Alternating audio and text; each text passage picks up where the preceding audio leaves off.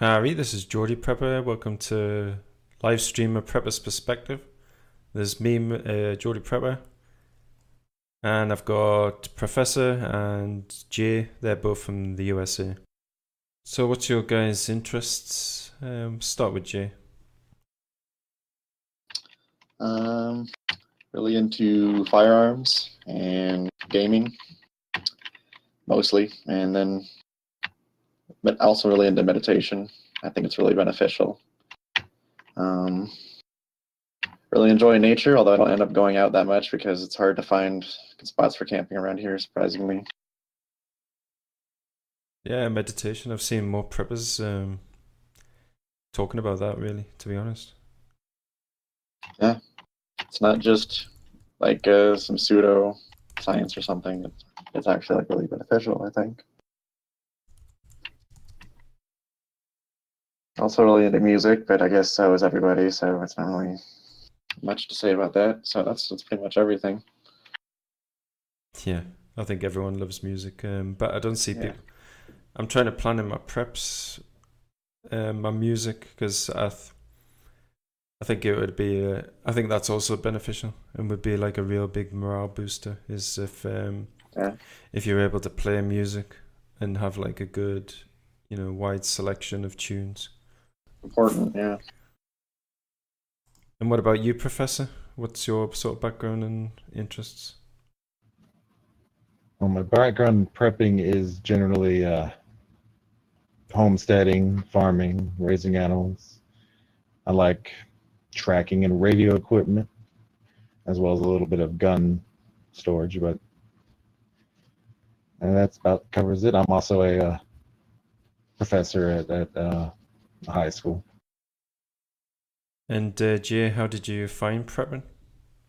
What sort of got you into it?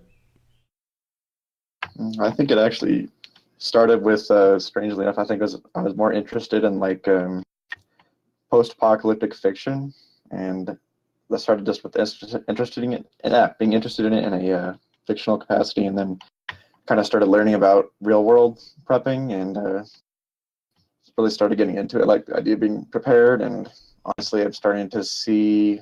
I think it's potential that within our lifetimes we could see a collapsed society. I don't know from exactly what. There's different ways it could happen, and so I want to be prepared for that. I'm doing it, been interested in it for a few years, but still sort of a beginner because there's a lot of information out there, and it costs money to implement a lot of it. Yeah, I mean it's definitely an expensive hobby.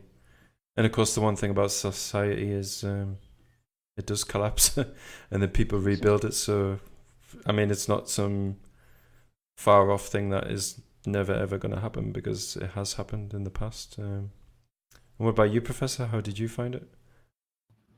That's a long, long story there, but ever since I was a little, when I was in grade school, I remember duck and cover drills, and then my father put me in survivalist summer camps. I don't think my father was quite the prepper, but he did. We did live in countries that were not. We would go because he was in the military. We would go to, let's say, Korea back in the day, and then we would have other drills, including grab your gas masks, run out, and I just think it just resonated with me that nothing is permanent. Yeah, that's the thing.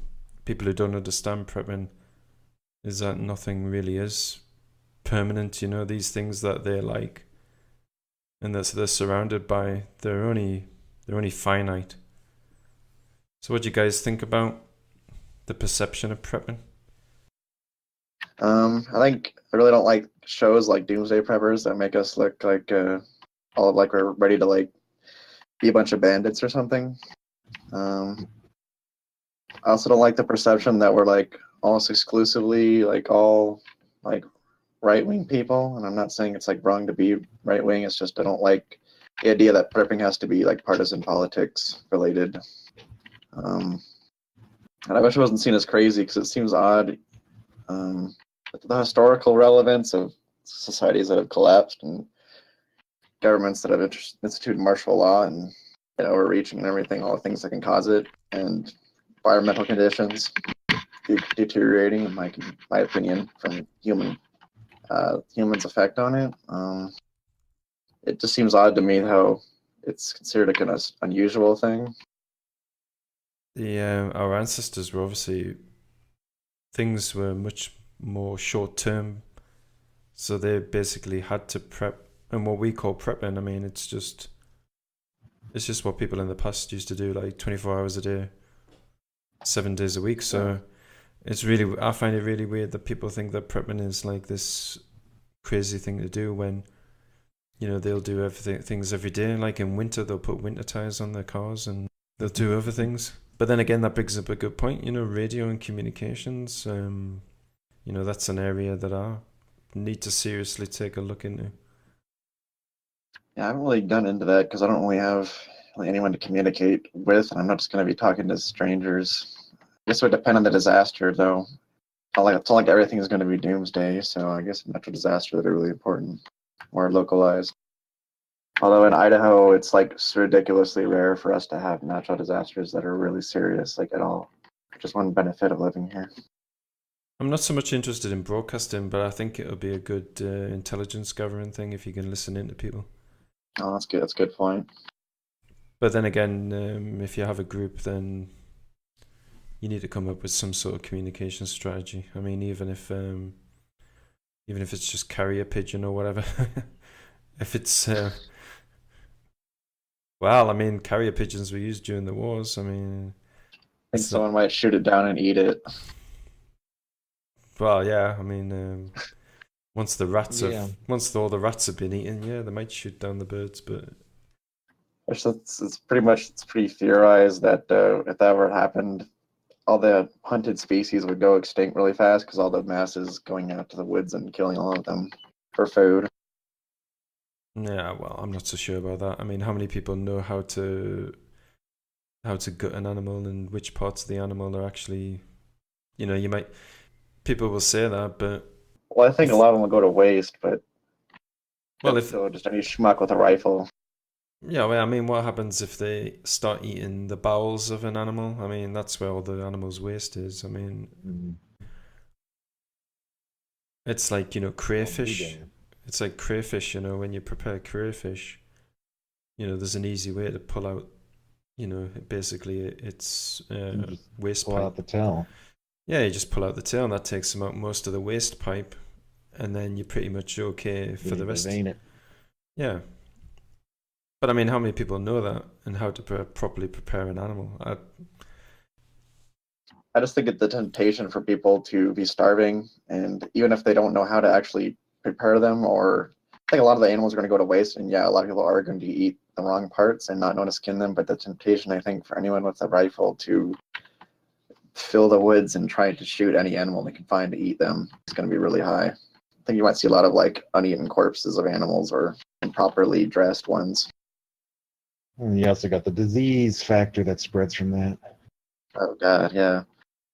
I think, yeah, I mean, parts that people think not to eat: tongue, brain, heart. I'm not exactly a hunter. I prep for all my other food to be, you know, farmed on my farm, and then me to protect it and trade it to people who can benefit me. But I don't include hunting either because I've never been hunting before, so I need to do it sometime. But I don't really like the idea of it personally. Not against it morally or anything, but yeah. We've got someone in the chat is saying trapping's more productive than actual hunting. Trapping in general it's rabbits, squirrels, or crabs and lobsters. You know what I said? A bunch crawfish. of snares. Don't use ammo or anything. So that is a good point. The first thing people in Louisiana here will do is they'll start digging up their yards to pull up the crawfish to, you know, eat them. It's a normal staple here. People eat. What's that, crayfish? Actually, yeah, crawfish and crayfish is just the way they say it here. All right, it's a very local, very popular local food. Especially, you know, they have crawfish boils and they have crawfish bread. They have crawfish sushi. That makes me hungry. Not sure if Those, I don't think those are really native to my area at all. We've got an invading American species of crayfish, and we've got a native one. So I would I've just heard of that one. That's the one that's the same one that's here. They're tasty. Just eat them. our homegrown boys, I'll leave them alone, but I'll certainly eat the American invading crayfish. Kill the invaders. Well, I mean the American one is bigger for one thing, so That it is. to kill the smaller native species wouldn't, necessarily be the best choice anyways. I mean, I don't know what the difference in taste between them both, or the nutrients and energy might the differences, but just merely from They're not very. You have to eat a lot. I mean, when you sit down at a crawfish boil here, you're going to end up eating like 30 to feel full. It's not one or two. You're going to eat, and those are the big ones. Speaking of crayfish, sorry this is a little off topic, but have you watched that YouTube channel, Primitive Technology? oh yeah, I saw him catch the. Yeah, the shrimp. Yeah, that channel's he's great. One of my favorite channels. I have to say he is the bravest person I think I know. Go barefoot in the jungles of Australia where everything can kill you. Yeah. Yeah, literally everything's out to kill you there, and he's walking around with just shorts on. It's like, and there's an interesting point from the chat channel. He says it's important to know what waterways are polluted. Most rivers and lakes have warnings. Yeah, that's a good point. Like, of course, pollution in an emergency might actually escalate as well, because it takes a lot of manpower to clean up this crap that is produced. I already know which rivers and the sources of pollution. You've got two different sources. Like we have, I live in the swamps and bayous, but we have two big rivers near, and one just go by a paper mill, and that one you don't want to eat out of because the paper mill poisoned the river years ago. And then the other one is much better, but you can still deal with fecal matter from the cattle farms and such. Should probably look into that for the Boise River that goes through my city. It's because it's, as being an urban prepper, that might be an important source of water if I have to get to that. So I should probably look into how polluted that is. Because it literally goes right through downtown. It's probably polluted. Yeah. Although I've been to it before, it looks nice, but doesn't really mean anything, I guess. It's like the Mississippi, which is not exactly close to me unless I go all the way to New Orleans. They say if you catch a fish there, it's got about twice the amount of Zoloft that is in a normal pill. But I mean, even free Zoloft if you're on Zoloft, huh? Yeah. But even now, when everything is supposedly normal, I mean, what food and drink that we're consuming daily isn't polluted? I mean, they just had the other week that they found tiny particulates of plastic in like bottled water, and I'm like, well, like it didn't take Sherlock Holmes. It doesn't take Sherlock Holmes, to know that, because the bottled water is in plastic, so of course you're going to expect plastic in the bottled water. I think what people are doing now with homesteading is homesteading. I think that's good for pre-emergency or post-apocalypse as well. I have a dairy farm nearby that I get my cattle from, my meat, my milk as well. They're not poisoning their cows particularly. They just don't have the money to get that organic label on it. Yeah, I think people like Professor can be the most well-off in any kind of collapse scenario. I mean, for disasters, I guess it would depend on where you live, but for you've got the homestead stuff, set up. Yeah. And you're already living on it. I mean, my goal is the two of them. It changes. Yeah. What changes is I lose my internet. And my ability to use air conditioners, because I do not have enough solar to run my air conditioners yet. Only potential monster. Yeah. Well, the only potential negative I've thought of people who live in the countryside, this may be kind of a reach, is that I feel like the masses are going to largely want to leave the cities, and people who live out there potentially become targets, being like their properties amongst the woods that can be visible from a while, like far away, and people might want to flock to those when they see them. So it's a security risk in its own way. So it's not completely safe. Like I think some people get tempted to think that if you live in the countryside or the woods or something, that no one's going to find you.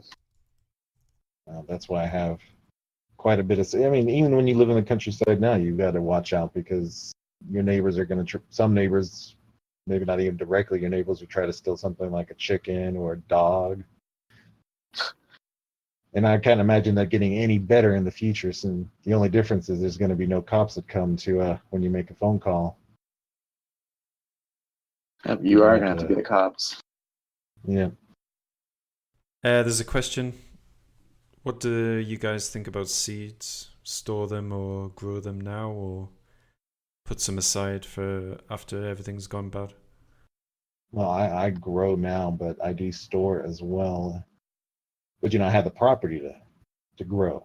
So if you don't have, if you like live in a cul-de-sac neighborhood or a townhouse neighborhood, they're not going to let you just go out in the backyard and plant all the things that you want. But Well, when I lived in a condo, I planted as many plants as I could in pots on my back deck. Actually, I had 2 trees back there. Was a small fig tree that produced some tasty figs, and then a key lime tree that made some key limes, and lots of bell peppers. So if you don't know, growing tomatoes is so time consuming. But if you just have the time to water your plants once a day, plant bell peppers. They're easy. well, I'm not going to say anything about that because I don't really know anything about that. I can only speculate. So, since I live in a suburb, that it probably want to grow and stores because you don't have a lot of room necessarily to grow them. And I feel like growing them outside, any kind of disaster scenario, you might not be able to really go outside safely to harvest anything or tend to your plants. So probably grow some and save some, I guess. Yeah, I mean, I plan to get some seeds, but I'm not going to grow them. I mean, if I come across someone, if you're in the countryside, you're basically going to be more than likely growing things anyways. In suburbs, you can't really. I mean, some people you might get a window box to grow stuff in at best, but I definitely plan to get some seeds, and then obviously if I go somewhere, somebody with better knowledge of growing things, I could give the seeds to them, and then they could do something with them. I'm trying to think there, and we're looking at the growing store seeds are more portable than plants, and that's very true. Yeah, I mean seeds basically weigh nothing, but the potential that you can get out of them is huge, really. I mean, there's always a chance of indoor hydroponics too if you live in a city, but that's normally associated with something less than legal in most states. I guess that's true. They are really like efficient for their size and weight compared to their value in a scenario like that. A little tiny packet of them, they're worth a lot. Plus, they're going to produce more seeds, aren't they? Most things. Mm-hmm. Yeah. I would, if you're going to carry seeds, carry a pamphlet on how to harvest seeds out of the plant that you're trying to plant, because they're very vastly different things for vastly different plants. You could grow corn if you're in an area that grows corn. The nice thing about corn is you can have, if you're in a warmer area, you can have about 3 harvests of it a year. In a colder Wow. area, you only have about 2, because it only takes 3 months for corn to grow. So like where I live, generally speaking, I can get 3 harvests of corn a year.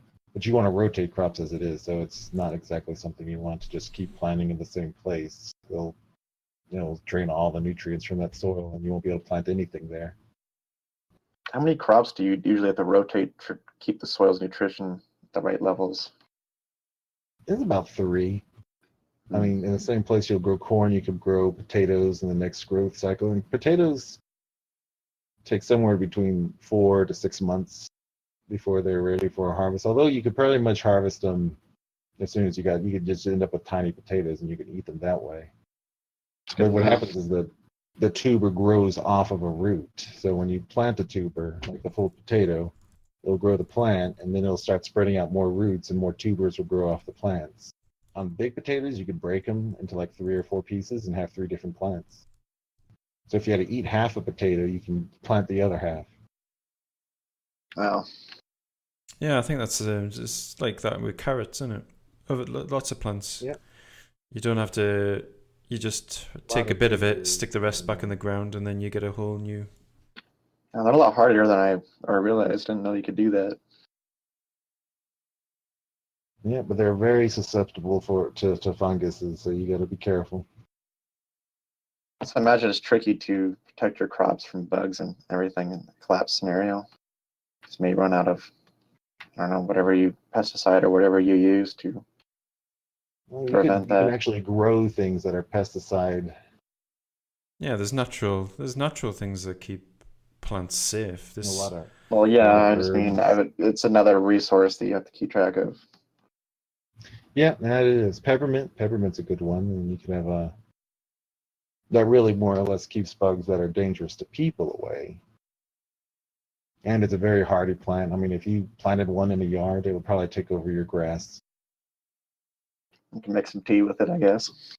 And you make tea with it. I eat my peppermint just right off the thing, quick little rinse, and then eat it. Very little. And I had one patch of peppermint I thought was completely gone from the unusual winter we had this year. And I say unusual because I don't think on the record it's ever snowed twice in southern Louisiana, and then we had 3 snowfalls this year. And it just came back. The peppermint just started growing back out of just, I guess, the roots that were still under there. And it's a good hardy plant.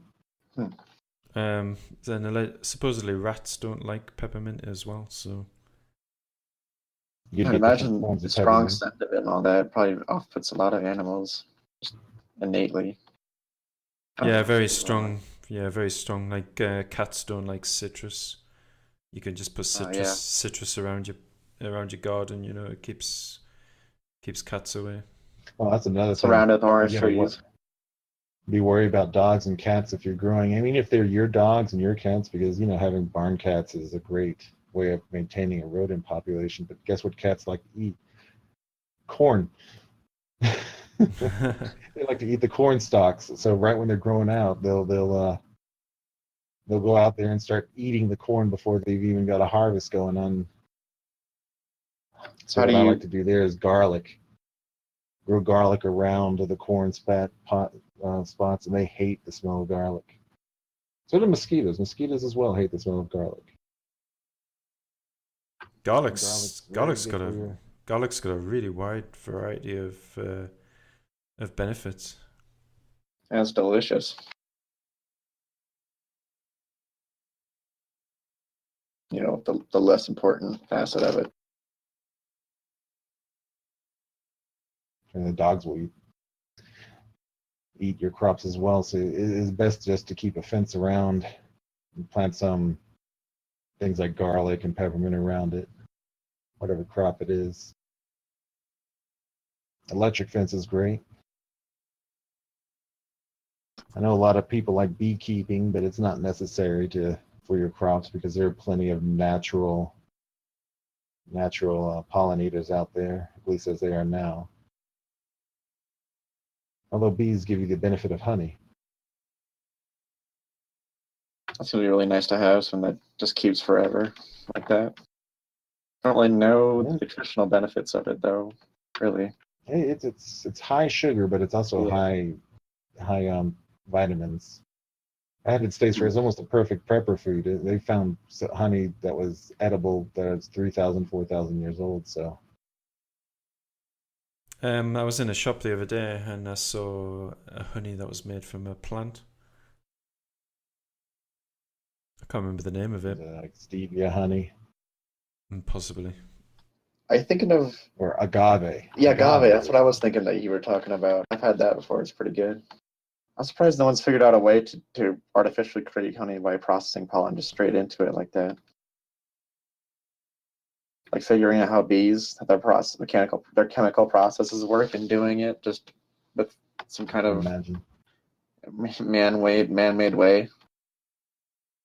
That would be an amazing thing to do for prepping if that was possible. If someone could do that.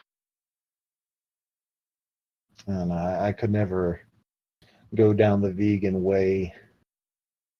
It doesn't make any sense to me because as an animal, we're supposed to eat meat.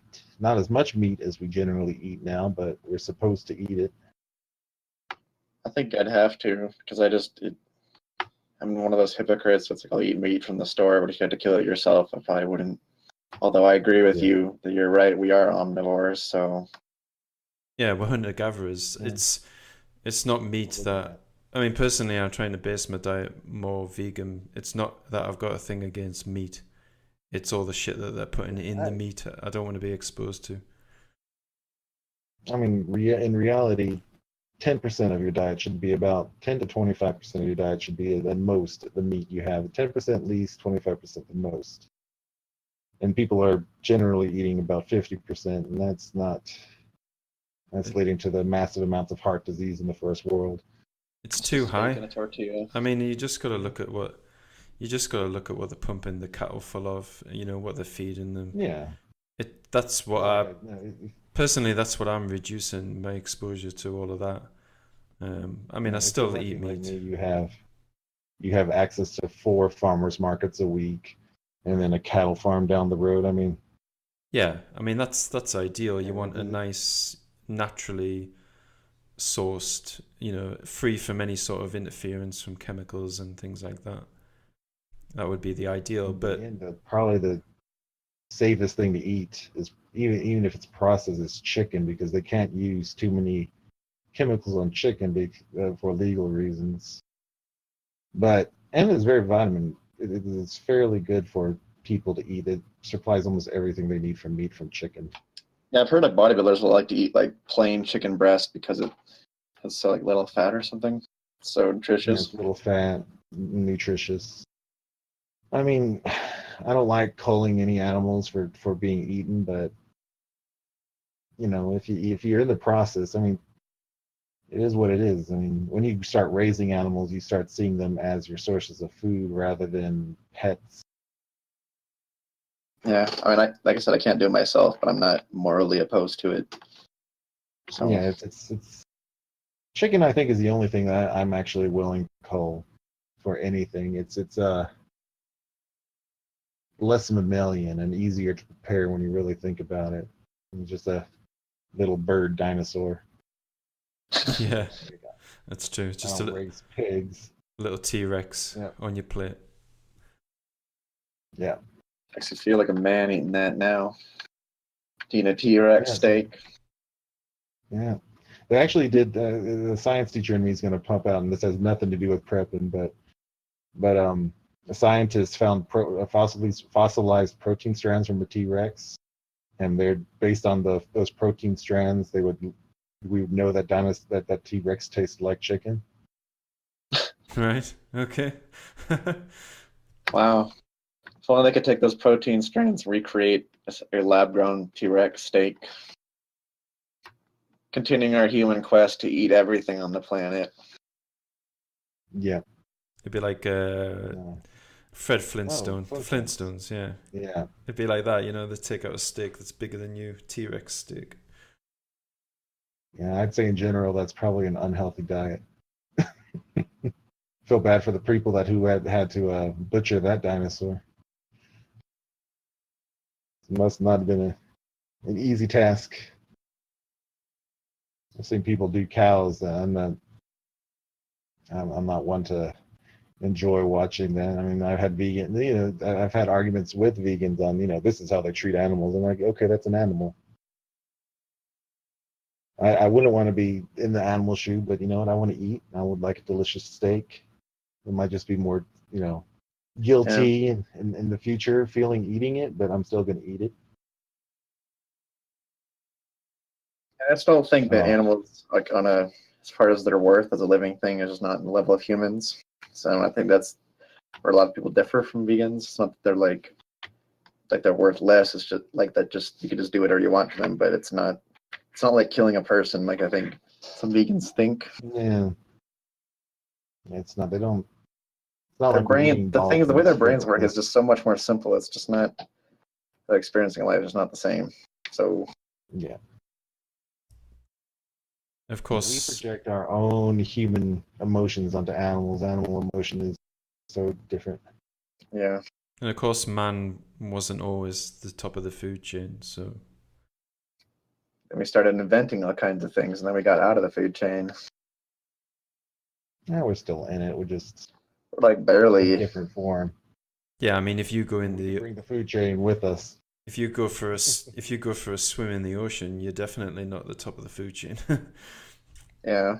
Although it's kind of weird how it's like we just let ourselves be in the food chain. Like let's say someone's in the ocean and a shark like ate them. If we wanted to, we could kill that shark. We could kill every shark that shark has ever seen in its life if we wanted. You know, it's we're in that weird state that if Yeah. we wanted to, we could just leave the food chain and take out all the other higher members of the food chain at any given time.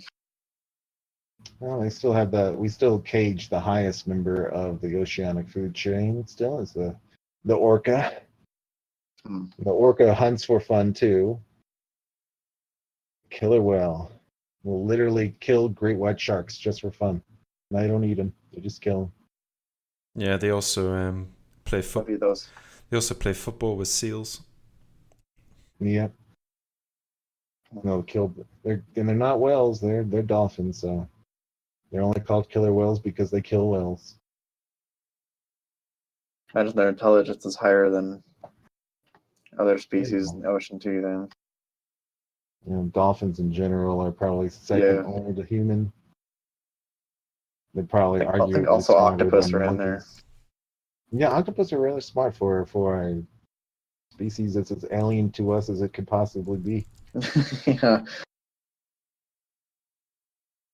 without being an alien, I guess. But that's a different topic for a different day. Survivalist groups in America. Survivalist groups in America is how prolific are they? I mean, are you guys members of one, or I mean, you don't have to say if it's for I don't know OPSEC. if you'd say they're common. I mean, there are groups.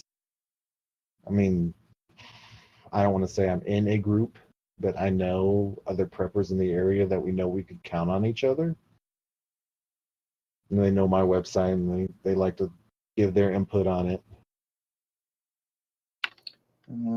See, in my head, there's Which is probably a fine. lot of other preppers here, but I don't know how to find them. So I mean, I'm in a situation where you have kids. When you start having kids and your kids interact with other kids, and then when they start showing similar interests, it kind of just makes sense. And then you ask them, and I'm like, oh yeah, you are too. I yeah, And mean, as a high school teacher, I can point out the kids in the class, especially when it comes to like ninth and 10th grade science.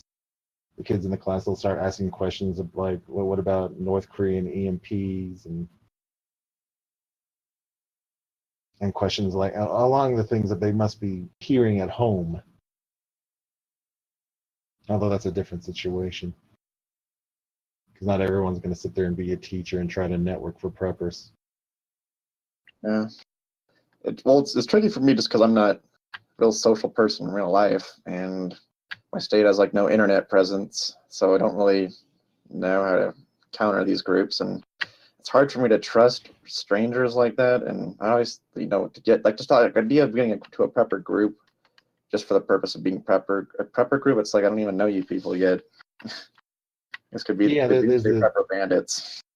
there's always a thing of most prepper groups become preppers together. They have a event in their life that they were already friends for, yeah. and then move towards it. Yeah, I I mean, guess so it's also maybe prolific here. We all lived through Katrina and other horrible disasters, so it kind of became a more common thing for people to do basic prepping. because where I lived when Katrina hit did not have electricity for 2 months after. So you had to realize everyone lost their fridges, everyone lost. I mean, their fridges were completely lost. It's not that you could have just cleaned these fridges out. People's fridges just stank so bad that we ended up with dump yards of piles of refrigerators. So everyone started getting generators. People started putting solar on. I actually wonder if that's why it's harder to find preppers here, given that the state literally does like never gets natural disasters happening here. And your what natural disaster would be? Wildfires and maybe. New Madrid fault. Are you near that one? Well, I No, mean, it's there's potential like disasters, but as far as like hurricanes and tornadoes and reoccurring disaster. blizzards, stuff does not happen here. Or earthquakes, that doesn't happen here. I lived here for most of my life, and I've never had it happen ever. That's about 20 years, close to that, like 18 years. So that's half the reason Mormons live in that area. not the respect of Mormons is that they understand the prepping part. Is a lot of them have that food storage stuff. Jehovah's Witnesses are like that too.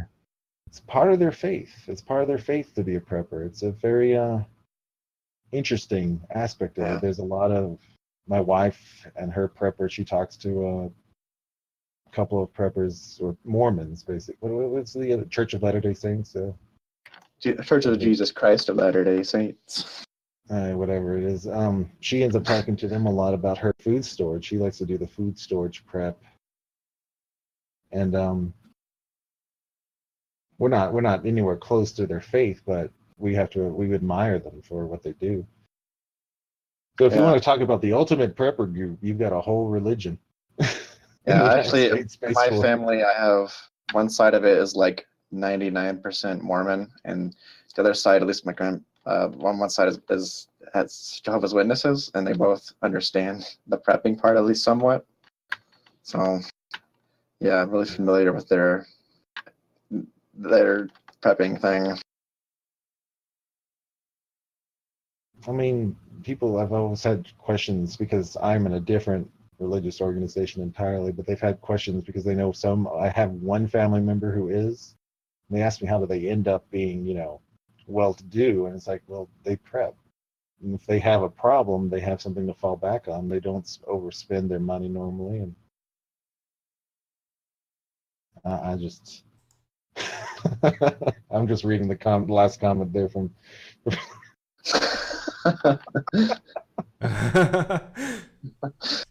Well, I mean, happy wife, happy life. But I mean, when you've got 5 unhappy ones at your door, shit. Yeah. You have to prepare for that, dude. You have to have a kitchen big enough for 5 wives. That's what you need. That's probably impossible. I don't know. Mormons got all that money, so they could probably build one. I've watched that crazy Sister Wives show once or twice, and it's like, this guy has a different house for each one of his wives. How does he have that money? And I was like, I'll never get it. It's because it's actually probably, yeah, from Sigurd the Reviver there. Can't read that there. The traditional church, the main church, does not condone polygamy anymore. It's only it's all like all the other religions, all that inconvenient stuff they're getting rid of now. Well, not now, but the last 100 years or whatever. Yeah, only fundamentalists will have the 5 wives, or five wives, 4 wives, whatever, how many wives they can have. And then there's no legal marriage for more than 1 wife in the United States. Probably just don't get married to any of them, so none of them feel more special. I've seen it in such a way that they will marry one to make shit like their first one legally, so there's some sort of inheritance and will structure, but that's about it. And that the state has to acknowledge. It's really weird. It's okay they're enabling multi-wife living in the UK now? Oh, no. That sounds a little... Well, honestly, I think that I can't really be against the concept of polygamy because I feel like it's kind of like a Does it Yeah, really it's kind of a harm? freedom thing. Doesn't, you know? Yeah. I'm against forced polygamy, but maybe Well, if that's a yeah, the choice. forest in any case would be. I forgot what I was even talking about before that last joke. Oh, they're no, the reason why Mormons end up with so much money is because of prepping. Prepping kind of, if you do it properly, you'll lead to having more money. You end up preparing meals for weeks and months and then having cheaper meals. That's kind of why we even do the food prepping as it is, since we can grow winterless year, which is a normal year for southern Louisiana. We can grow all year round and then harvest.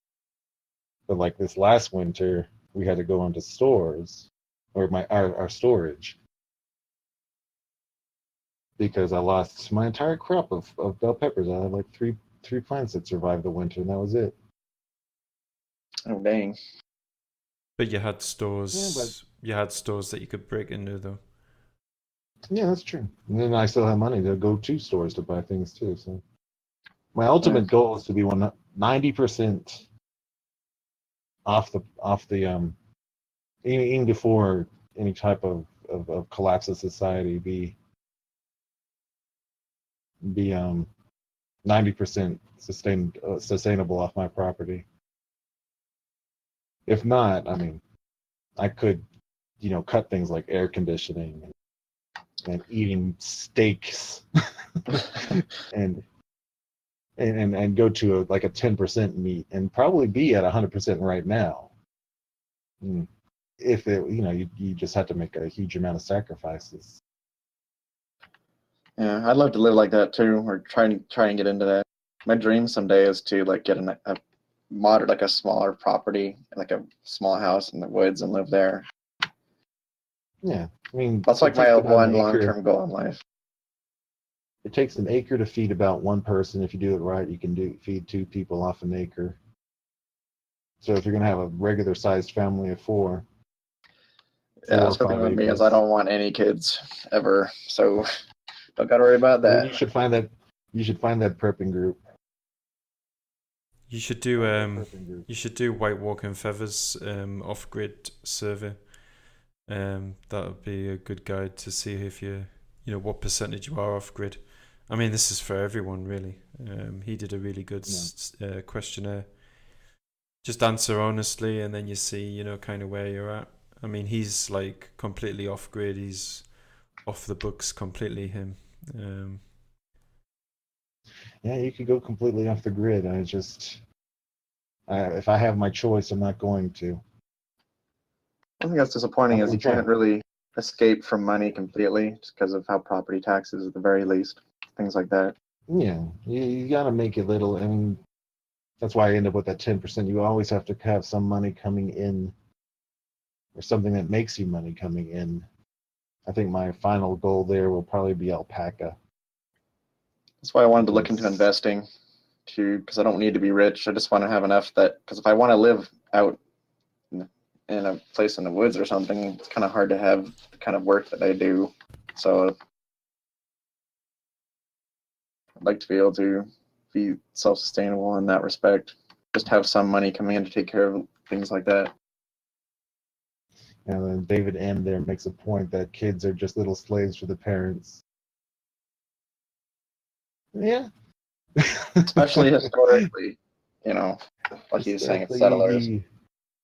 You basically, I mean, even today you have kids do the chores, but you realize you had to, provide more money to having kids, and then the kids kind of earn their keep in a way that you're teaching them some responsibility, and then you're going to teach the kids to raise their kids that way, hopefully, which I think has been a failure in modern society as a whole. But and of course, children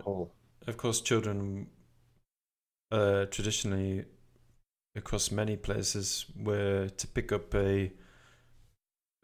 something that you do, like say like blacksmiths would train their kids in the trade.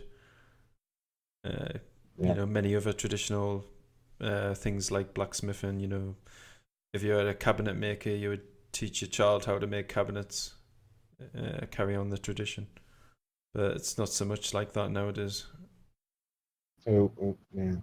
Now China released their one child limit. They now let kids have more than one kid. Kids have more than We're one about to be. kid.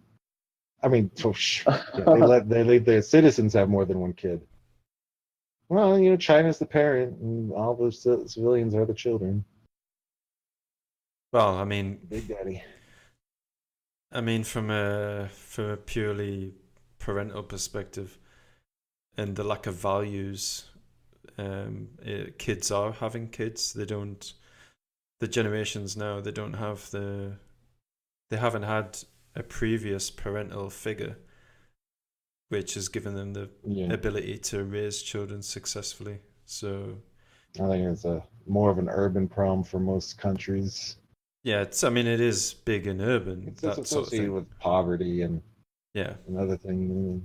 Like I don't have kids that do this, obviously, but if my son came in and said he knocked up a 16-year-old girl his own age, um, I would make sure he was a father. You can't let him get away with something like that if they're and they need parents. The kids need parents. I would genuinely help them, but that's because I don't live in the situation where I couldn't help them. Yeah. Which is interesting because when you end up in a situation where you help the kids, they don't come back with kids. Yeah.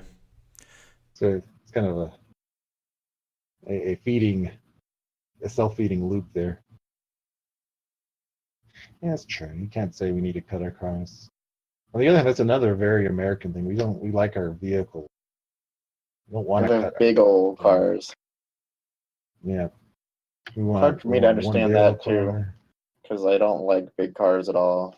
Well, I don't drive right now, but if I was gonna drive, it would not be in a huge car. Well, I have two cars, but family of four as it is. Yeah, well, it's practical that you'd have large cars. Yeah, well, my cars aren't even large. I view my cars in the prepping perspective. How much miles can I get out of the gallon there? How much maintenance do I need to put into it? America's producing more oil than ever, I think now. Yeah, Louisiana's number one in oil. Texas number two. Number three, Alaska, maybe? I don't know. I think it's like North Dakota. Huh. All I just those thought oil Alaska sands. produced a lot. It does. I don't know. There's a list. If you do, but purely on oil coming off the land, I think Texas is number one, and I don't think Alaska even hits number two then because they have a lot of offshore oil rigs. Louisiana is only number one because of the massive amount of offshore oil rigs, Uh, which is really interesting. You can see a map. They actually have cell phone signal almost out like 100 miles out into the Gulf of Mexico from the Louisiana coast. Because they put a cell phone tower on top of each of those towers, but the only problem is it's considered roaming because you're no longer in the country. Huh. it's convenient if you want to live on a boat, I guess. Yeah. There's Shows to another be thing that's about prepping that I think would be interesting if you live more in coastal areas to have a boat, something that's more sustainable. Although I've heard they can require a lot of maintenance, so try and mess that up. it's a house that's also a vehicle. You've doubled your maintenance. But if you're in a house and you have a vehicle, you have about the same amount of maintenance. Yeah. It's like an RV. An RV is both a car and a house. I just think And about there's that problems with that both. quote about like the best day of a boat owner's life is when he buys it, when he sells it. So I just hear people talking about kind of a pain in the ass. I know people that houseboat prep. I've heard of them. I've seen them here. There's one here that I know in Louisiana. They just we had that hurricane come through last summer. Yeah, They it's stayed on just their boat. They stayed on their boat. God. And I was like, how did you do that? I was like, well, we were lucky too. We missed the hurricane, just blew right through. Probably has like Didn't those like really even do handicapped anything. guardrails on the walls you can hold on to. And Some RVs. I love RVs. People, RVs, campers, motorhomes, all interchangeable, but all means different things. some RVs can actually go on water as well. Yeah, Oh man. not a cheap thing though. I've seen that one was what $500,000. Mm-hmm. Something like that. I seen one. It Half a was million. it doubled as a boat.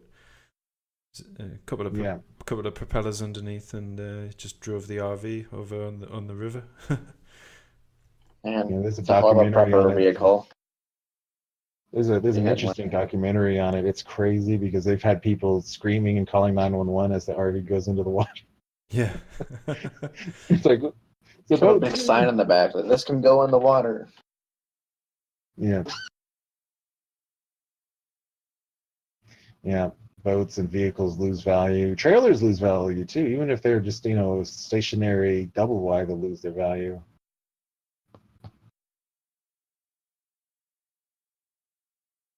I'm not sure. I have thoughts on double wides and prepping if you live in a tornado alley, but on the other hand, a lot of them are well built now where they can handle the same load as a regular house.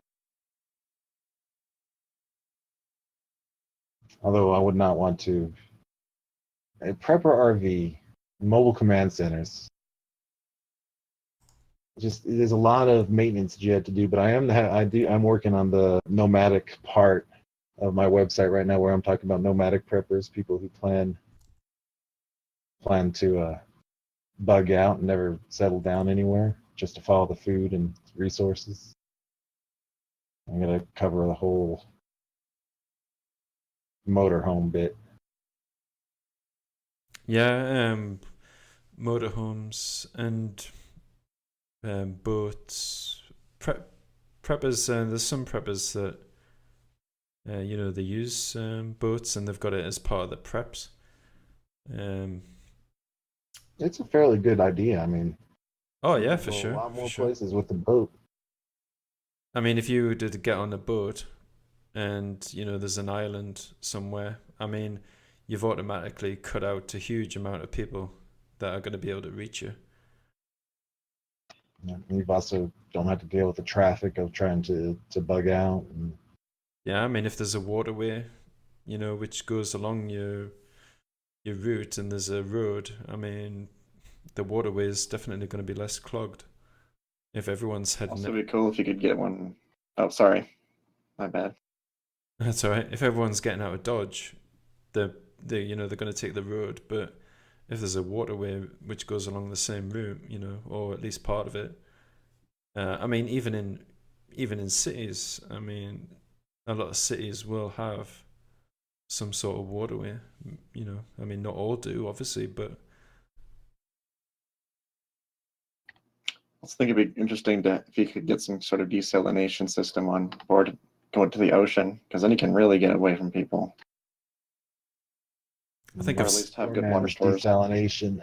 I've seen motorhomes with desalinations on them. It's not cheap stuff. If you can do it, it's a water everywhere, and you can actually drink it this time. Yeah, just to worry about food. But I guess if you could try fishing. No, it's fishing. I should find this.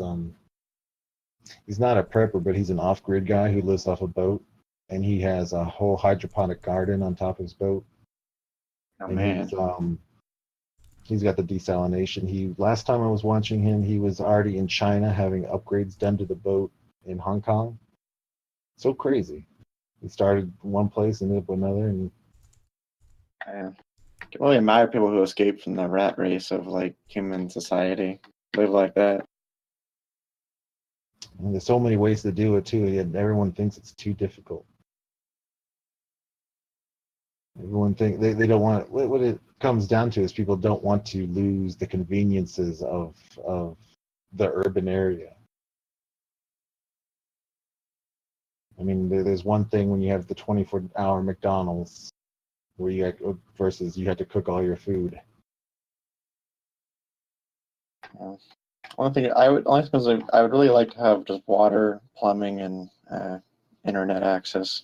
But I guess that's probably a lot by worldwide standards. Plumbing is a good thing to have in any situation because without plumbing, you end up with all the disease. Well, I mean, I mean, a good old septic system. even if you look at ancient civilizations, I mean, the one thing that is usually left over from them is their plumbing. They realized Oh, yeah, how, like the Romans. like, they realized, Well, those well, are probably the nice. even going back way before the Romans, around the British Isles, I think there was a culture which was like thousands of years before them, and they had like indoor toilets and everything. Yeah, Yeah, it's really underrated part of civilization sometimes is just to be able to take a yeah, shit and have it just be gone, not be around yeah. anymore. At least I'm so glad we're living modern times though, because even if the Romans had modern plumbing, they all shared a sponge instead Yeah. of toilet paper. It's like, oh, I can't even think about that. It's really not that difficult of an invention either. I mean, really.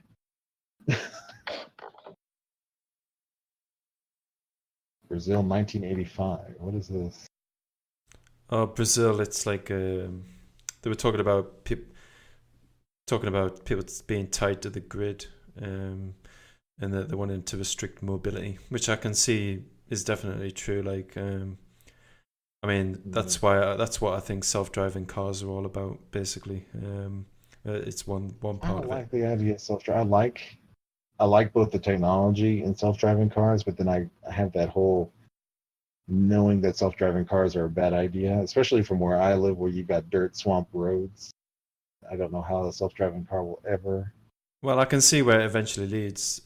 Self-driving cars will eventually be the only thing that there'll be no manual cars. You'll have to take a I'll be back self-driving. down to a horse at that point.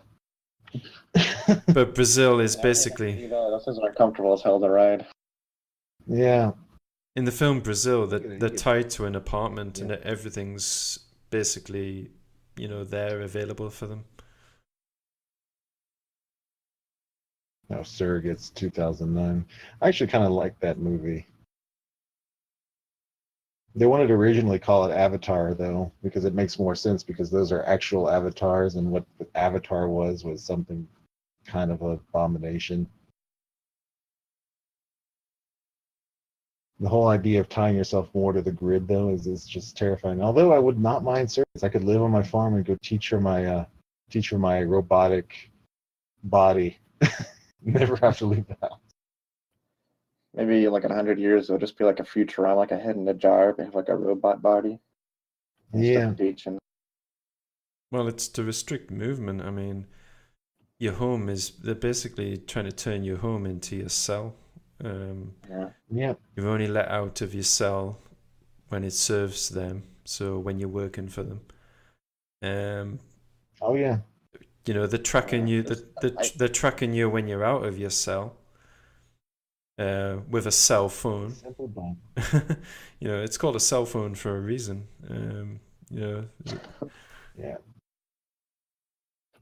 and I already hate Definitely. living. I hate just living in a suburb by a busy street. I hate just being surrounded by just man-made buildings and constantly hearing. Every time you're outside, you constantly just hear cars. Just yeah, I can't imagine living in like I can't imagine like people who like to live in like a big city like New York City in an apartment. I'm like, oh my god, Oh, please no. I'll tell you, that's I not the don't life. even Not like the life. living where I live right now. the constant, just buzz of traffic. Ugh, it'd be horrible. Add that to the legal parking signs out there. How many signs you've got? How many different rules that you've got to figure out where if you can park your car here or not? And of I'll go with that course, cow crossing sign. Cow crossing sign any day. New York's really heavily restricted on guns as well. Yeah, and still has some of the highest gun crime in the country. Well, yeah, because there's no guns. People can't protect Just themselves. pointing their fingers at each other and saying "bang." Did you see the video Yeah. of that guy who was actually doing that? He was using a pipe. He was using a pipe, yeah. He was pointing it at people, and people were saying, "Oh, With a gun. he's got a gun. He's got a gun." Police came, shot him. Well, even if he did have a gun, he shouldn't be doing what he did. He shouldn't. Just, why do you do that? Why do you? Although he probably wanted to die by cop. Who knows? Well, it's possible, but then again, I mean, I think it did happen in New York, didn't it?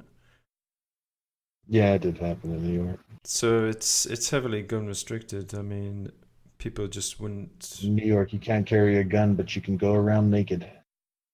Yeah. If you're around guns, then you know what a gun looks like. If somebody holds up a pipe, you know what a pipe looks like. Yeah, that's very true. If you're around guns long enough, you just need a slight glance, and you'll not just know that it's a real gun or a fake gun, and you'd also know what type of gun it is, what caliber it's probably carrying. Yeah, I mean, because they're desensitized to them, they said, "Oh, he's got a gun," but anyone who is around guns would know, like you said. You watch a movie and you can just start spotting all the different guns they got, and they're in the frame for like 2 seconds sometimes. In the crazy way, you can watch the cartoon Archer, and all the Oh guns in yeah, Archer that's are so actually detailed. 100% accurate and detailed. Yeah, you can identify the guns. It's great. Although Lana's Tech 9s are ridiculously small when they're in the holsters, I noticed that. They're And that's like just an weirdly, animation mistake. yeah, to fit so that they look cool, but not be ridiculously bulky because they would be. There's this one episode of Family Guy that I enjoy, and it's this part where he's singing and his head is slowly shrinking, and you don't know it. It was not part of the show. It's just the animation mistake. The head starts shrinking as he was dancing. It's really funny. But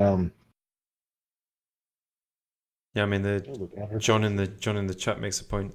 If somebody's pointing something at you, they're inside what our personal space. I mean, that is a threat. Yeah, for sure. It's true. You're probably not going to be standing there like, As long as hey, it's not your what you got fingers. there? Is that an AR? Is that an AK? What you got? Oh, is that a Wasser? Like you're probably not going to be thinking all that shit. I take one of my Baofengs to this class every day, and I use the extendable antenna that I have on it to point at the students. On the other hand, where I am, the kids will actually be interested and ask questions. They would like to know about radios and guns. They're not desensitized. They were more inclined to do the walkout for the rights of the Second Amendment versus the walkout against it. It's great. I love my kids. I'm glad I've been out of school for long enough to not have been in school when they're doing all that crap. So I was in school, they weren't doing walkouts for guns and against guns, I should say. I teach at an alternative school. It's not a home school. It's not a full school. These kids just go to school like twice a week. The rest of the time, a lot of the kids are just, advanced kids. They end up doing other things like 3D printing projects, radio projects. But there's some other kids that are just from a home school and the parents just want a little bit of school structure. And then, like I said, you end up with different kids. They actually know things about actual things. They're not just brainwashed by the teachers, because all the time we have to teach is just pure, history or pure science. We don't have time to talk about, well, this is what causes global warming, or this is what causes, no, just pure math, pure science, pure reading. They question things, do they, these students? Yeah, they do ask a lot of questions of students. They just, they'll ask like what type, a lot of them like to know what type of gun I have. They'll talk about their You need to have just one? gun. I couldn't even imagine us being able to say things like that in my school.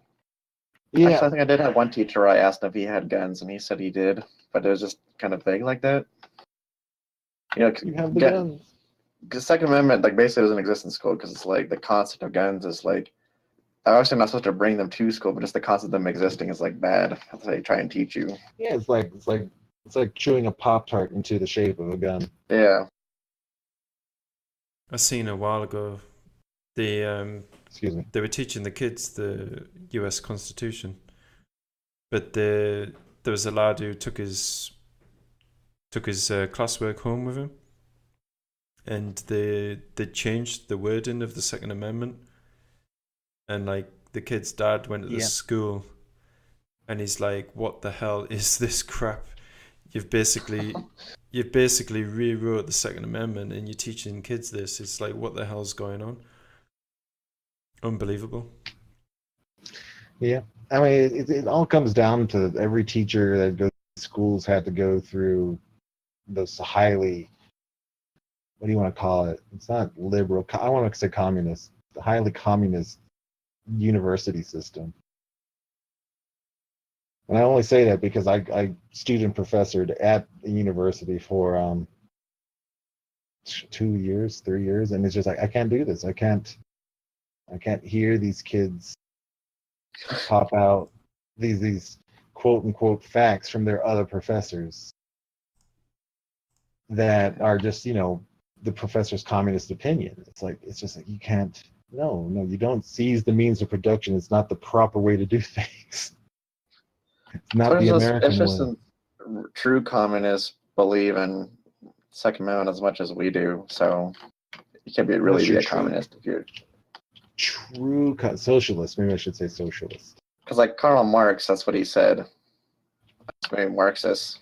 He said that people need to have guns; they cannot be disarmed. Because also the people don't have power over anything. I mean, I'm not a communist. I'm just saying from their perspective. When you hit there, you're kind of at the point of anarchy. It's just there is a significant social aspect that is actually good to have some government. Yeah, I'm more like a left-leaning centrist. I'm not really a liberal or conservative or libertarian. I probably would be a libertarian, but I don't agree with what they think about like corporations and taxes. A governing body of the people for the people is a very good thing if it's defending their rights and protecting them. Yeah, it's like not trying to take it away. It's like at the height of the British Empire, there was only like 500 civil servants or something, and they managed the entire British Empire. These few hundred civil servants. I mean, if you look at the civil service now, it's freaking massive because government has got too big.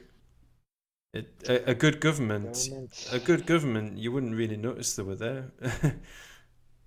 If it's not the government that's trying to make you a slave to the state, it's the bank trying to make you a slave to your loans. Well, it's a debt-based system. If there was no debt in the debt-based system, then the system would collapse. Although I don't have some crazy conspiracy theory to go on there. It's just that's how their greed works. That's how the banks make their money. And it's just like how Apple makes an iPhone and convinces everyone to buy the new iPhone right away. The last iPhone wasn't even that old. I don't mind the iPhone, actually. It's just... Well, I just don't like the idea of just this planned obsolescence thing, or constantly having to spend a ton of money on just a slightly different version or whatever. I hate that. There is a company trying to come up with, what were they call them, heirloom electronics? And their electronics meant to, survive generations. It'd be nice if there was a company that did fill that niche. Well, I mean, it wasn't too long ago when you bought a piece of equipment, you would get a manual with it, and it would tell you how to repair it. They don't do that now. It's the inbuilt obsolescence is now based rather than years. It's based in like months now, and they don't tell you how to fix it. You can't even repair it yourself. Screws are hidden and everything. Screws are hidden. If you open it up, you void the warranty. Blah blah blah. And then screws use Torx heads or some weird thing like that. Yeah. Something like, what was my favorite prepper radio, Baofeng UV5R? If you open it up, it's just a circuit board that's going to break real easy. And to open it up, you don't even have a regular screw head. It's one of those hex screw heads. So yeah, they're trying to discourage people from taking it apart. Although there is a point where it's so cheap that you replace it. When it hits the fan, you can't just replace it. You just have to have a big pile of these lying around. So yeah, one that breaks. Yeah, they probably build it so that if you open it, then you can't put it back together. It's just breaks. Like the antennas on these things too. Since I actually use them, they break. So if you are a prepper and you use these radios, buy a lot of spare antennas. Buy them in bulk. I buy like 20 at a time. Well, because I use them. I make my kids use them. Things that you can't just wait till then and just try to figure it out. You've got to learn how to do it now. which is a problem for lone preppers like yourself, Dustin. Yeah. I mean, if You don't really have too many. There's an idea though. You can link up with other preppers with the radio.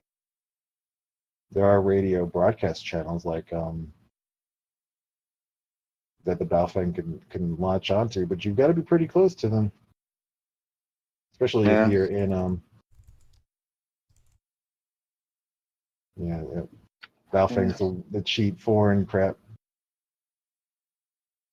It's hard for Yeah, me but to. I could buy them in bulk. I could buy for one $100 similar, not Chinese radio. I could buy 5. So there's a cost-based analysis there. Oh yes. I mean, tech these days, it's a lot more fragile. If I see the older stuff not only coming back in use, but just because they were more reliable. There's definitely a revitalization, especially in homestead movements of older technologies like sickles and scythes. Yeah, yeah. I There's mean, when also you realize that you can actually get good exercise to mow your lawn rather than spend gas, get your hands all dirty with just gasoline and pulling the thing, and then always ending up hurting yourself. You actually are safer using a giant 3-foot blade. Yeah, but I mean that's how this tech came about. It's to make it more productive, but it's manual labor, but it benefits both. The one looking after the land and the land itself. You're not driving a great big dirty gas guzzling vehicle across it. And the gasoline's never guaranteed to be there neither. Yeah. I don't expect some sort of crazy oil shortage, but if anything hits the fan, transport. Also, if it no goes one bad drives after a while. So. yeah. And if there's no Yeah, more diesel. refining more, a lot of vehicles that can't run on like diesel are going to be kind of screwed. And diesel can run off of fairly good biofuels. Yeah. Yeah. I think most cars are probably for regular gasoline. So it's kind of weird how eventually most vehicles, I think, in the country are going to be totally useless because who's going to be able to get gasoline, refined gasoline for them? Yeah. That's what makes me laugh. I mean, even if there is no stuff hitting the fan, I mean, once some politician decides that you can't get this gasoline anymore, That's what makes me laugh They're about just The gonna let you Walking run that Dead. electric car. The Walking Dead. They're still driving cars on The Walking Dead. It's like 9 years after the zombie apocalypse happened. Just too bad because that show is so realistic. It was. Yeah. You want a I realistic? love Watch a whenever they terrible shoot their movie. guns and the bullets don't even cycle and there's no recoil and they never reload. If you want realistic, movie, watch The Road. Yeah, The Road. The Road is creepy. The Road is just The Road. If you want to get a little bit more adventure, I'd say The Postman. It's a little less realistic, but a whole lot more realistic than everything else that's out there. I wanted to watch The And it's a Road, but I terrible. get kind of burned out on like stuff that's so good it's depressing type of things. Oh, it's Happened depressing. after I watched Road The is Wire, I was depressing. like, oh man, I don't want to watch the show anymore. It's so depressing. Good. Well, it's brutal. Not to get Yeah. anything out of the way, but The Road is very depressing. Yeah, The Road's brutal. Postman's not depressing. It's got a happy ending too. That's another problem. I heard mixed reviews on that. That was one that had Kevin Costner in it, right? Yeah. Postman, it's not the best acted thing in the world. It really is. It's just the scenario that it's in, though, is the complete ambiguity of what caused it. But there's still forests, there's no cars, people running horses, but there's still that very low level of technology that should still be there. It's what I would actually envision the more likely the result of a long-term grid down situation, some warlord taking over the area. I wish there was more games in that respect that have more story focused. Yeah. Yeah. So it seems like a post-apocalyptic. Just in general, it's always either like hardcore survival, just we just shoot and loot, and yeah, games like Fallout, Yeah. which are good, really good story, but they're really sci-fi and all that. Fake. And the Mad Max. It's not. We're never going to end up there. If we're to that point, we're already extinct. Yeah, Yeah, for sure. I mean that new Mad Max movie, I love that movie, but yeah, it's like it's meant to be kind of ridiculous and over the top. And for one thing, the way they lived in that movie, to me, I kept thinking the whole time, like, though they live is impossibly desolate for anyone to survive.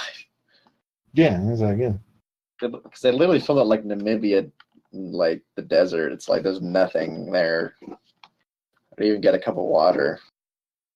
Yeah, I mean, we need water we need a cup of water every 3 days, or else we're dead, and there's no water. Yeah, Dead. it was a really weird place to set up shop, like. Although I will say that Fallout, I think one way it's good is it's good at like showing long term how humanity could, I think, turn out. I mean, if you ignore the wacky sci-fi, the 50s stuff and all that, but it does have some legitimately good story elements in that respect. So it works as like an alt Oh, history, but as far cannibalism. as like basing off of our world, it doesn't. I don't even want to touch the cannibalism situation. I mean, that's what we're trying to avoid after all. Not. Yeah. But then again, there's tribes that still do it. Yeah. They're disconnected from what we call society, but they still eat each other in some tribes around the world. I think there's Just don't. If you're worried about eating your steak now, though, Georgie, don't want to eat people. People are just full of poison. Oh, I wouldn't touch. I wouldn't touch anyone. Yeah, I know. I mean, the amount of crap that people ingest. I mean, they must taste absolutely horrible. I bet I that's mean, the there's benefit of this me being morbid fat. place. Me being There's this fat, no one morbid wants to kill place. me and eat me. It's all gristle. I'm trying to think of this morbid place where they study decomposing human bodies and all the toxins that come out the body as over time. It's just terrifying. Just that it's already in you. And you couldn't imagine eating their food with it, but it's already in you, and it's like, what is? Sorry, what's that? What's already in this? It's all the poisons already in our body that we would not even consider eating, but we eat it already in such tiny doses that just keeps adding into your body, and it's just all there and lets itself out when you die. Yeah, it's the slow death. It's It's this, what you're eating, what you're drinking. You know, this is what gets me, right? People are completely ignorant of what they're eating and they're drinking, and yet if someone is actually taking the effort to look into it, like I think preppers and homesteaders, they obviously look into these things, and one yeah. reason why they like growing their own stuff is because they've got control over it, so they're not taking in all of these Yeah. things that's being added to the food. But this is what gets me about people who are, just the general everyday individual. They say, if you say, oh, well, this has got that's bad for you. And then they just turn around and say, well, it hasn't killed me yet. It's like, well, so you know it's going to kill you. You know it's doing you harm. But because you're still breathing now, oh, it's okay. It's the slow death, It's an accumulative thing. If it's in the air and it's in the water and it's in the food, your body is really good at expelling, things that are bad for it, but it can't keep up with that amount that's coming in. It can't keep up with it. It's just all. Well, although I'd have to say that Everything might have to see what happens at the end of this generation when, like now the average life expectancy is like 85. So I feel like if you could eat crap and still manage to live to be 70 or 80 years old, it must not have mattered that much. Well, So, if we can eat all that's this medical crap, technology more than eating. well, if we can eat I this think long eating all that crap, then how long did people live before all this crap was in the food? They must have been living way longer than what were being told. I think that sometimes, and I think, well, there's also the medical technology thing that's outpacing our poisoning ourselves technology.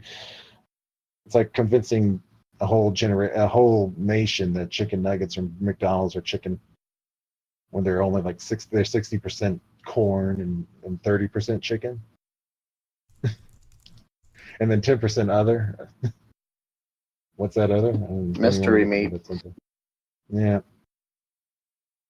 it's just we are very lucky we have medical technology to the point where it is, but that's the first thing to go when it all hits the fan. Yeah. Although for me, I've gone to the doctor like a handful of times my whole life. I'm pretty well off physically, so I haven't really needed any. Like I've never had any major surgeries, or anything like that. Or I mean, so basically, I haven't really needed much from advanced medical technology so far. I'm supposed to see how it goes in the Yeah, but future. when you hit 35, you start needing it more and more, and at a higher rate as you get older. It's an unfortunate side effect of age. I don't like to go to the doctor now, but I've had to go more this year than I think I did in my whole 20s. It's just how it is. It's just your body starts to, but you got to keep it up. If you don't go to the doctor and they don't find things wrong with you, when it does hit the fan, if it hits the fan, all those things can creep up on you without you having to worry, without you even knowing it. You just end up dead. The Real Love Festival makes a really good point. And obviously, like, let's just say something does happen. The only people that are left are preppers and anyone else who's just managed to survive. Something I've thought about, which the Real Love Festival has touched on: can preppers build a new system without corruption? Can we? No, I don't think so. I don't think the corruption, power corrupts. Yeah, it's Corruption a comes human from, thing. yeah. Does a prepper have power though over people? Well, if they're the only ones left. Yeah, that someone's going to come to power. Some people. I mean, some of those those stereotypes that people like to point to for preppers, the people with 1,000 guns and 400 years worth of food, can feed an army and arm the army. Also, I think there legitimately are those doomsday prepper type guys who feel like they're going to be kings of the apocalypse or something. Yeah, I don't feel They like I need legitimately are anything. I'd be prepped. happy to be a farmer. Yeah, there's some crazy preppers out there, and just because they're going to have power and it's going to corrupt, and then someone else will come around, and the key thing to do if after it hits the fan is actually to work with the other survivors after a point of time where everything settles down. You've got to rebuild some kind of society it's going to be flawed. And Everything humans do is flawed. And honestly, I think that society is going to have benefits over the one we live in right now. So it's not going to be all bad at long term. Although it's going to be very bad. Society always comes to a point of peace and tranquility after a collapse, like after the end of the Roman collapse, or the Western Roman collapse. Life expectancies went up, wars in general went down, the formation of universities became a driving factor from the Catholic Church, and just kind of a society actually got better for a time, and we're hitting that point again where it's degrading. Yeah, I mean, you think about afterwards, you wouldn't have the surveillance state we had, now the whole thing with Facebook and Google and the government and all that stuff would just not be a thing anymore. I mean, the government would still exist in some form with local ones, but it would not even be on the scale it's on right now. And we have consumerism. Everyone would have a really strong purpose in life. I'm not going to say it's going to be good, but it's definitely going to have benefits, honestly. I think there are benefits afterwards, but we always have to remember that the initial fall is awful. Oh yeah. I mean, people tell me, oh, that's never going to happen because it's never happened before. I'm like, you learn in school. Well, hopefully you learn in school something either called the Middle Ages or the Dark Ages, and that was just the collapse of the Roman society, and we spent 700 years in that. Yeah. into the And I think Renaissance. now it'd be even worse when it collapses because of how the technology we're reliant on that's not going to be around in that a large scale. Grocery stores aren't You know going who's to be a going to thing be anymore. the Amish are going to be the most well off. Yeah, the Oh, yeah. Amish, the Amish. I mean, I really admire what they do. That's off grid. It's, I mean, they shun technology, They and don't need a prep; they're already off grid. yeah, they're already There's no off prep grid. involved. I do quite like Well, I have to wonder technology, how they but feel about. I'm not sure how they feel about guns though, because if they can't defend what's theirs, not we're going to have Well, that they're either. pacifists. They're complete pacifists. So yeah, Yeah. pacifists. So if people show up wanting their stuff, then we can't really do anything about it. well, I'm a firm I think believer if you have preps you can't defend, you don't really have preps. So, yeah, or I should but say I'm defend more or be able concerned with to their avoid it. skill because if they're going to go and take over the Amish, well, if they kill the Amish, well, the people who killed the Amish are doomed Yeah, because they don't know how to pick back up there. you're much more. Yeah, well, they won't necessarily kill them, but enslave them or something, or put them Yeah, under their will. it would be more beneficial to work with them because they're to the learn one from them. to learn from them. Yeah, and then they would probably Yeah, kill them once they you learn need to everything. learn. Yeah, So Amish that's society slowly fall apart. yeah. So People don't. start making new technologies. So if you've got a really beneficial skill, make sure that you don't teach everyone the entire tricks of the trade. You got to teach your people how to farm, but if you know how to cast shells for bullets, that's a difficult skill. Try not to teach anyone you don't trust. Well, especially if you know how to make black powder and get chemical knowledge to make primers, especially. That one would be amazing if you have that knowledge. That's the hardest part of reloading these is the primers. Those Powder are you can great for make. pigeons. Hmm? Pigeons are a great source of what's the chemical in their poop for black powder making. I can't think of it right now. I People used think to actually hoard pigeons just for the chemical in Europe because it's not easily mined. well, I think it's sulfur, potassium, and saltpeter. I think. Raise pigeons to make gunpowder. But I forgot what the chemical. Yeah, it's not something that I have pigeons for.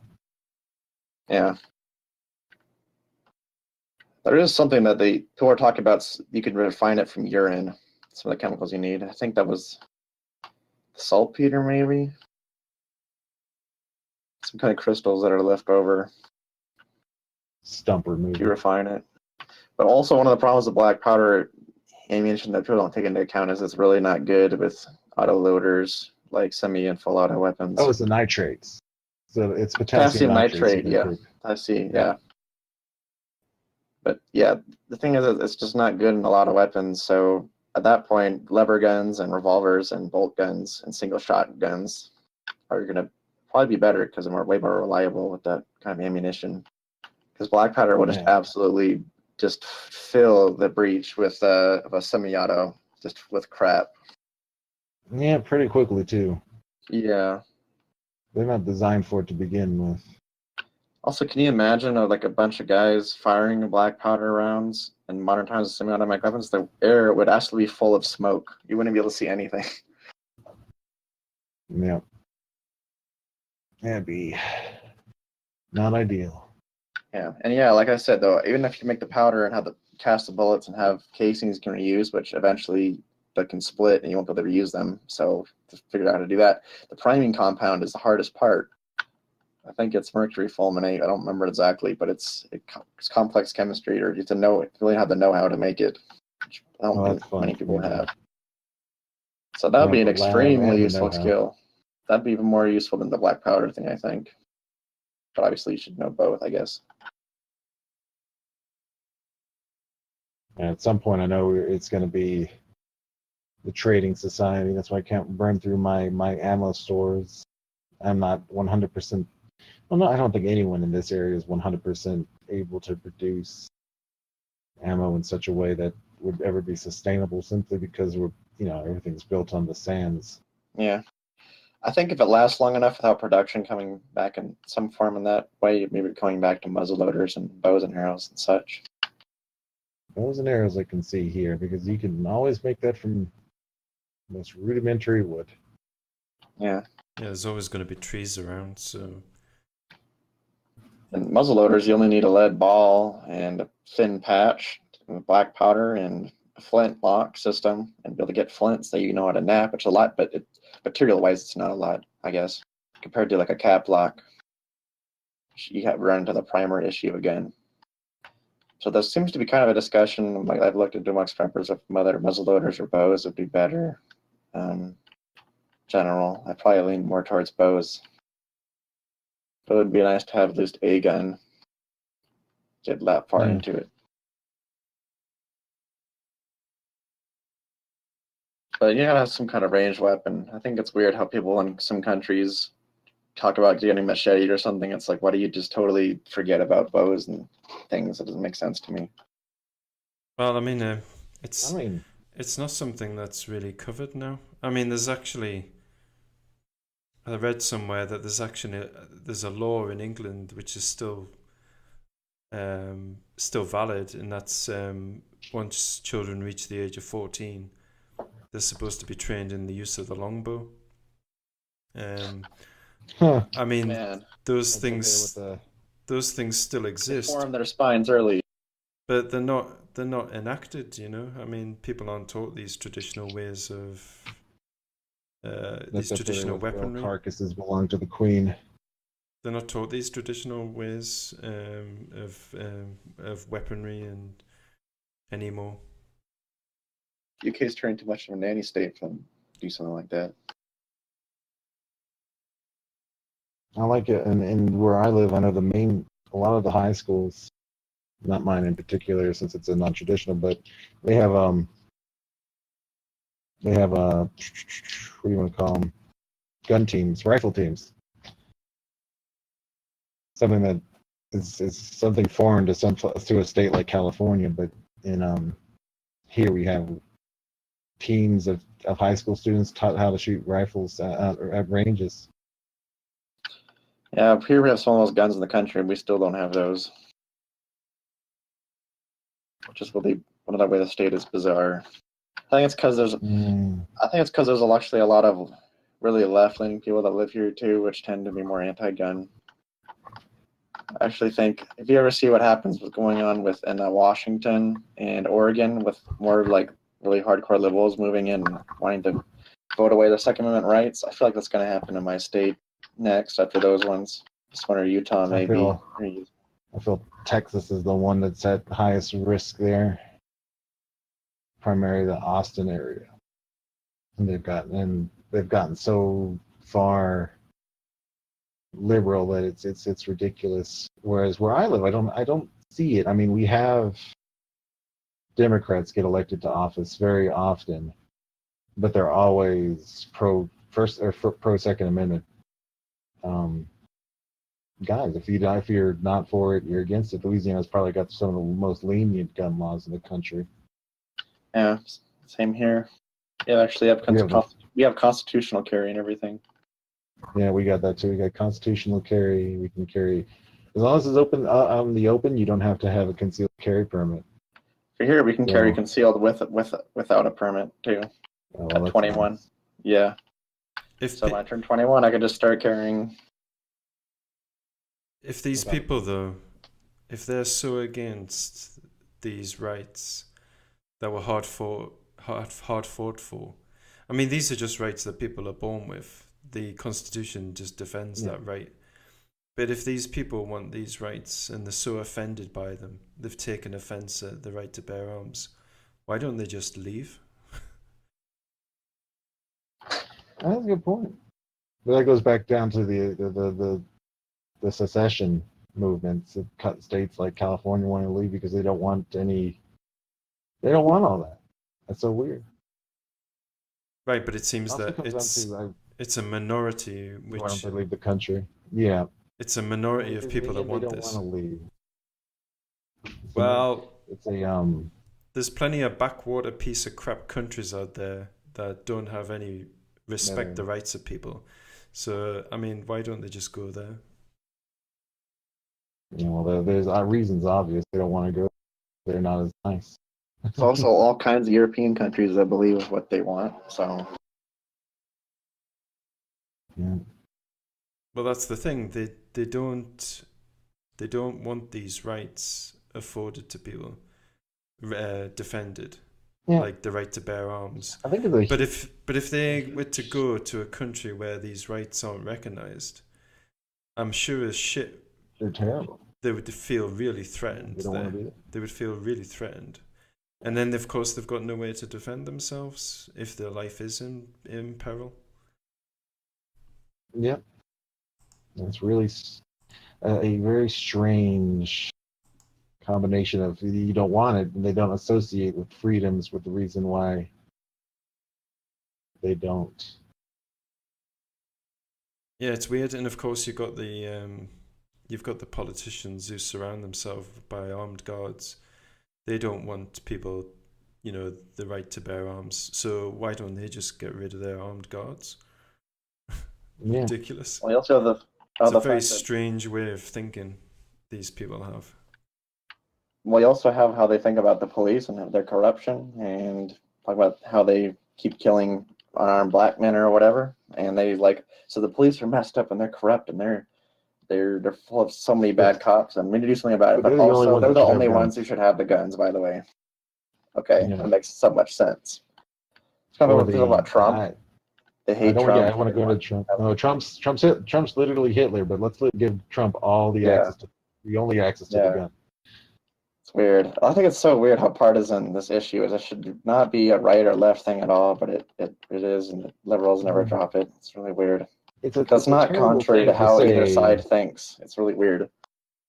But it's more of a problem with the Democrats. Democrats have always been for restricting rights in different ways. They don't know it. They literally don't know that that's what they do. They always view it as we're trying to help people by restricting rights, but that's what they've done. I mean, even the 1960s, those weren't Democrats marching for other people's rights. Those were Republicans marching for other people's rights. And of course, you have the political shifts with both Republican and Democrats, since it's not really a huge shift. It's not even that huge of a shift. It's just in America, the idea. Yeah, there's an idea that there was a big flip, but there really wasn't a big flip. The only difference was the Bible Belt in the South all of a sudden said, we're not racist, but we don't believe in communism or socialism. Not even communism. Socialism was the negative, and it just kind of flopped the voting states, but it didn't change the point of the parties, because even back in, Abraham Lincoln was beholden to the big business railroad, so that's never changed. The Republican Party has always been part of big business, and Democrats have always been, let's take away rights to protect people. It's what they legitimately believed it in the 60s and the 50s and the 40s and the 18th century or the 19th century. They believed that they were protecting people by taking away rights. It's a tough situation. That's the one. one. The only way to protect people is to take a right away. That's the one thing I don't like about America is it's democracy in a republic, and democracy is always the downfall of a republic. Yeah, well, that's what the founding fathers said specifically. Democracy is the root of tyranny, or can be a root of tyranny. Popular opinion just wins all the time, or what they portray as popular opinion. Yeah, people never like to say it, but Hitler was elected. So you could just step on the rights of anyone who's just not the majority. It's just BS. Yeah. I mean, and also people. I hate it when you see people on TV. It tends to be like the gun grabbers say, "Oh, it's." They don't recognize that America's a republic. They say, "Oh, it's a democracy." Well, no, it's not. It's democracy in a republic, and they use democracy. And it's 50 taking rights 50 away. separate democracies working with a republic, and the republic is a voting system. Yeah, but it's the republic that has they came together and formed a republic. And then, if we're not careful, democracy is going to completely destroy America, like it's destroyed other republics. Yeah, the Roman Republic was destroyed by democracy, and that led to the Roman Empire. Yeah, it's what destroyed Rome. Democracy destroyed Rome. Yeah. In a strange way, uncontrolled immigration also destroyed Rome from the Germans. The Germans, in some strange ways that we still actually feel repercussions for from today, changed or tore apart Rome and forced their culture into the Roman Empire. And when I say that, you realize that the reason why we call Easter after the German goddess of the sun is because the German people came and said, well, that was the angel that met the whichever disciple. I'm not a biblical scholar, but they said that that's what you met on the way to Jesus' tomb. So they forced their culture into Roman culture, and even today we still are feeling the repercussions of that. Yeah. It's very, very dangerous thing when you destroy civilization, when you allow people into your country or your empire or whatever it is, and don't want them, or you don't ask them to become part of the country. Just let them have their own culture and let their culture dictate your culture. Oh yeah, at least seeing that in Europe with the like Syrian immigrants and all that. Yeah, it's not as bad in the United States because, despite what anyone is ever going to say, Hispanic immigrants come in with Christian, normally Catholic values. They have different values overall, but in the root of it is still not a complete clashing system. I have just a problem here with any kind of immigration. Even though I know you're a country built on immigrants, because I just think we have too many people here right now that we shouldn't be letting in more. They're what, number 3 for size of the world? Yeah. Have rampant homelessness and unemployment and all that. It's like, we're going to let more people in. That doesn't make any sense to me. Like for some people, focus too much on like Mexican immigrants and stuff. But for me, it's any immigrant at all. Yeah. You need to take care. There's a lot of truth in needing to take care of your own. But this is all things that are just leading to, which sometimes I call it the slow apocalypse. We're already in it. It's just so slow. It's just. Yeah, you don't realize it.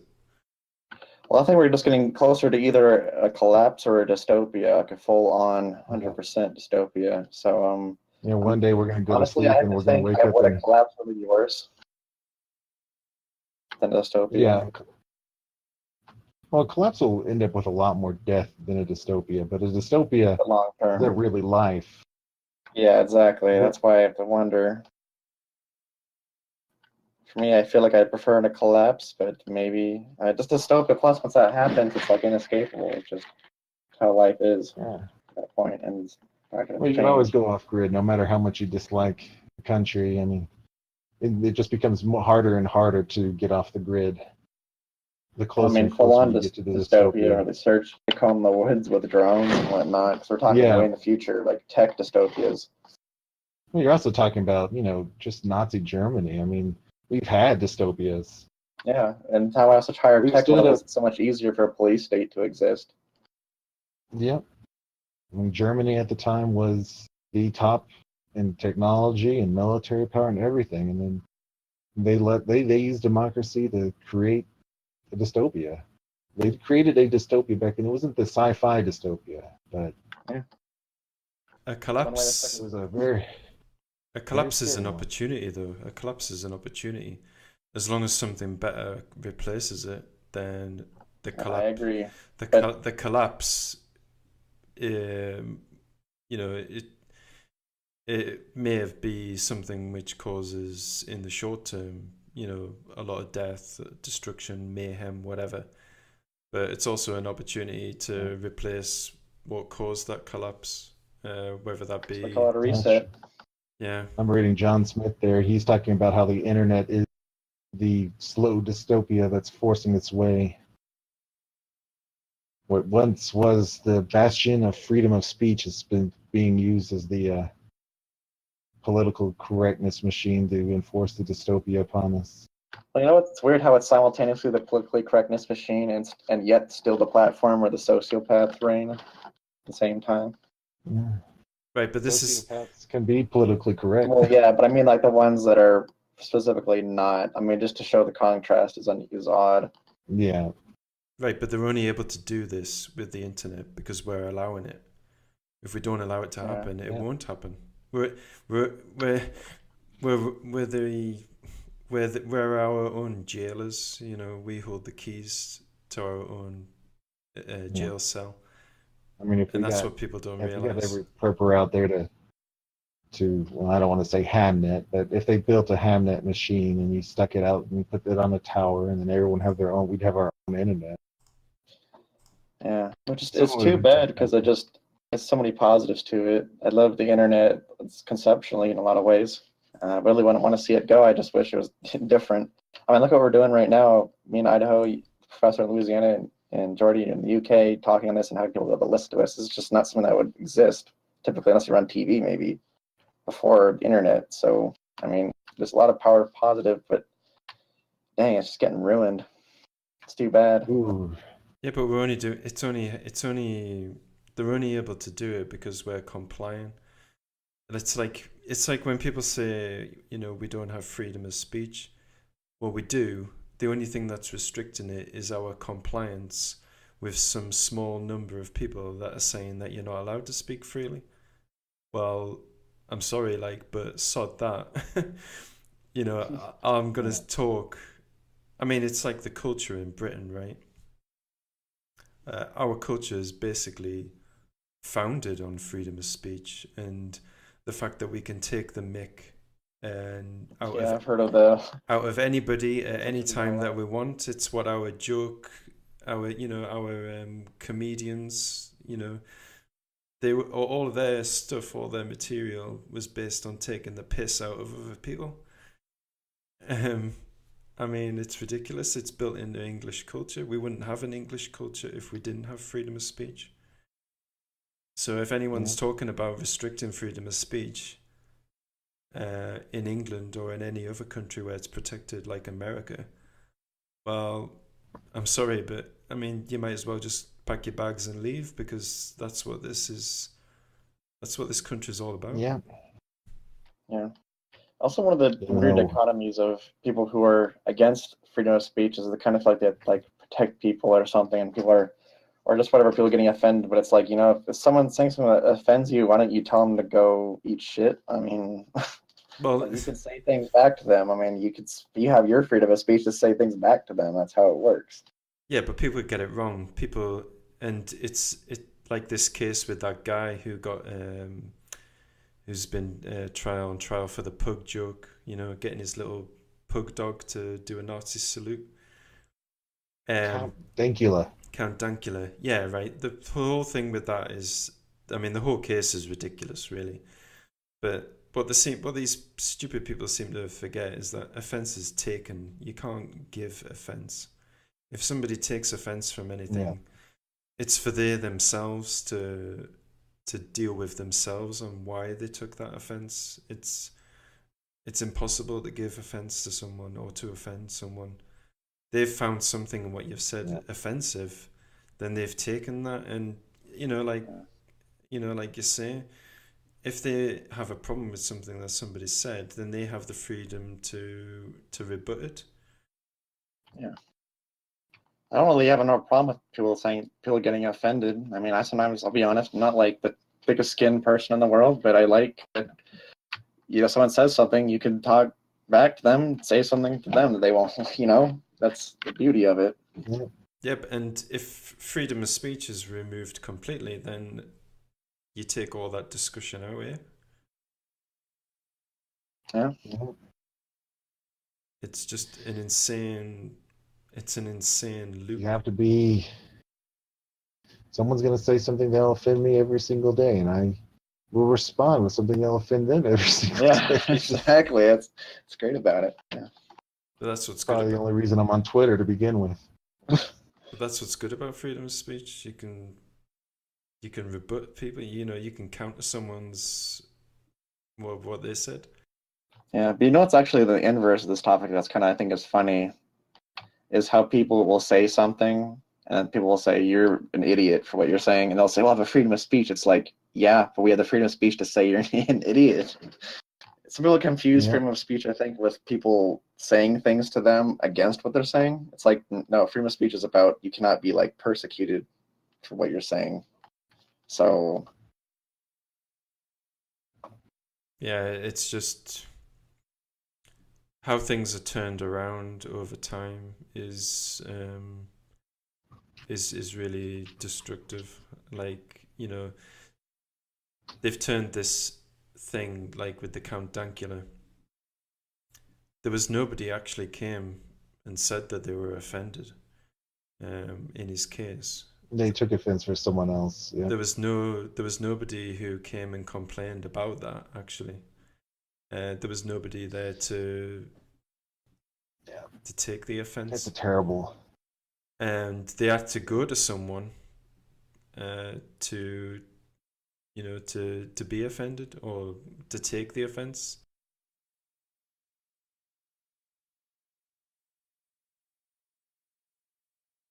I think there's actually only two people in the chat that aren't us.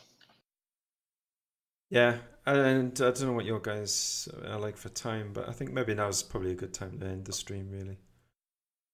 Yeah, that's Yeah. cool with me. But it's been a really, really good discussion, guys. Thanks a lot for your time, Yeah. and thanks a lot for the people who posed the questions and for listening.